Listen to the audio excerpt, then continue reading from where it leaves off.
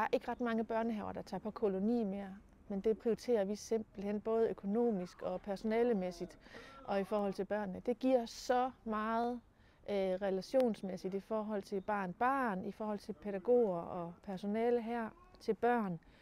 Og det giver faktisk også noget internt i personalegruppen, så det er bare en win-win-win situation. Så det holder vi fast i her. Vi forbereder os rigtig meget til koloni i huset, sådan at alle børn er med på det, når vi skal afsted.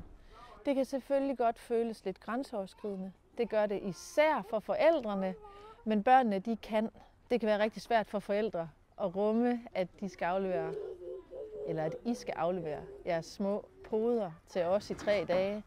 Men I gør det alle de andre dage og stoler på og har tillid til, at vi tager os godt af dem. Og det gør vi også om natten og om aftenen og hele tiden, mens vi er på koloni. Og skulle der blive det mindste, så kan I regne med, at vi ringer til jer.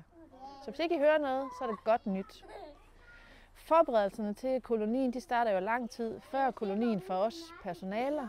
Og for børnene der starter det sådan ret koncentreret 14 dage før. Så snakker vi sovegrupper, så man ved, hvem man skal sove hos, og hvem der ligger ved siden af, hvilken voksen der kan hjælpe en, hvis man vågner om natten. Hvad skal vi have at spise? Hvad skal vi lave? Hvem er med?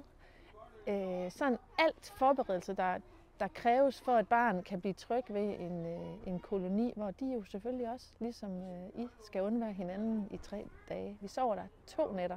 Det er fuldstændig fantastisk at være på koloni, fordi vi har simpelthen så god tid til at tøffe og hygge og snakke og være.